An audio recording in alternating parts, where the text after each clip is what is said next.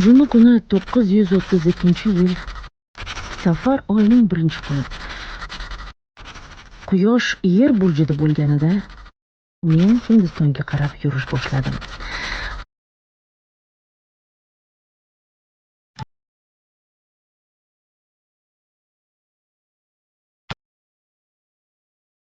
Shunday qilib, oddiy deyarli harbiycha tarzda Bobur o'zi uchun noma'lumlikka qo'yilgan qadam, tarix uchun esa buyuk Boburiylar davrining boshlanishi bo'lgan lahzani muhrlaydi.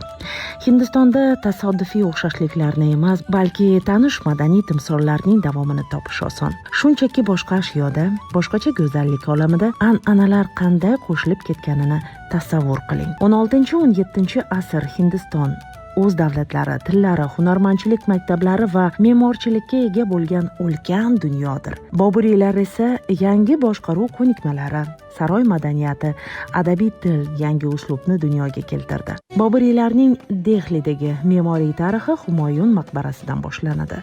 Bu yodgorliksiz Toj Mahal qanday ko'rinish olishini tasavvur qilish qiyin. Bu mintaqadagi dastlabki yirik bog' maqbaralardan biri va yangi me'moriy mantiq shakllangan maskandir. Bu loyihaning o'z ismi va tabiati bor. Maqbarani imperatorning bevasi Hamida begim buyurtma qilgan va uning qurilishini oxiriga yetkazgan.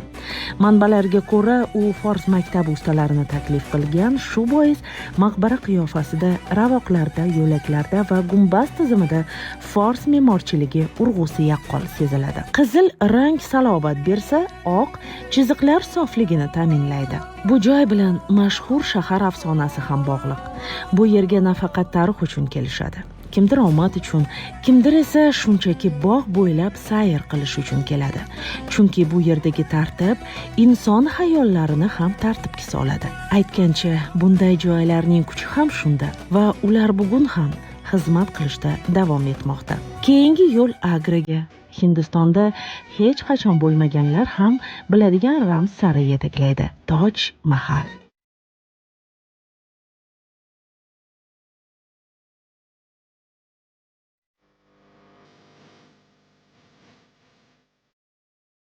Bir 1632-yilda boshlanib 20 yildan ortiq qurilgan bu joy va qurilishda 20 mingdan ziyod quruvchilar ishtirok etgan. Asosiy qismi Markaziy Osiyodan, Afg'oniston, Eron va Hindistonning o'zidan. Bugun bu joyda sayyohlar juda ko'p.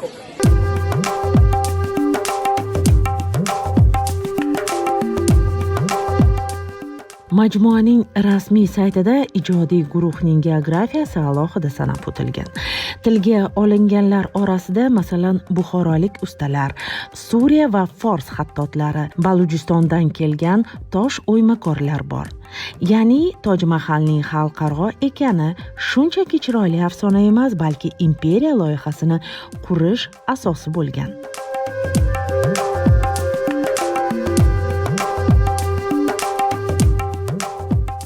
Her name was Mumtaz Mahal. That's why Taj known as Taj Mahal. Taj means Toj Mahal hukmdorning rafiqasi xotirasiga qurilgan yodgorlik. Shuning uchun nomi ham ramziy ma'noga ega. Toj, Mahal, saroy. Rasman bu maqbara xilxona, ziyoratgoh, lekin uni ko'pincha saroy deb atashadi. U haqiqatan ham saroyga o'xshaydi. Men uchun bu inson muhabbat yo'lida nimalarga qodir ekanining namunasidir. Shaxsiy iztirob asrlar osha yashab kelayotgan me'morchilikka aylandi. Odamlar bolalikdan Toj Mahalni ko'rishni orzu qiladilar. Uni butun dunyoda bilishadi va ko'pincha Hindiston turizmiga ochilgan darvoza deb aytishadi. Ha, Hindistonda hayratlanarli joylar ko'p, lekin Toj Mahal bilan biror narsani qiyoslash qiyin. Siz O'zbekistonlik sifatida Boburiylar davri yodgorliklariga qaraganingizda yot narsani emas, balki umumiy xotiramizning bir rishtasini ko'rasiz. Biz esa hindlar buni o'z tariximizning bir qismi deb bilamiz. Rasmiy manbalarda qayd etilishicha, qadama naqshlar uchun toshlar turli mintaqalardan, jumladan Afg'onistondan olib kelingan. Tomoshabin so'zsiz tushunadigan alohida taassurot marmar rangining o'zgarishidir. Ertalab u yumshoq pushti tusga kiradi. Kunduzi deyarli ko'zni qamashtiradigan oppoq bo'ladi. Kechqurun iliqlashadi. Oy nurida esa oltin rang bo'lib ko'rinadi. Ichkarida tashrif buyuruvchilarni har doim hayratga soladigan yana bir ma'lumot bor. Chunki u mukammal mutanosiblik kutganlarni taajjubga soladi. Toj Mahalda nafaqat Mumtoz Mahal, balki uning yonida Shohjahonning o'zi ham dafn etilgan. Toj Mahal nafaqat ramz, balki iqtisodiy tomondan ham muhimdir. Hindiston hukumati parlamentda e'lon qilgan ma'lumotlarga ko'ra, so'nggi 5 yil ichida u chipta sotuvi bo'yicha qo'riqlanadigan yodgorliklar orasida eng daromadli obyektga aylandi. Yangi turistik ma'lumotlarga ko'ra, aynan Toj Mahal tashrif buyuruvchilar soni bo'yicha ham yetakchilik qilmoqda.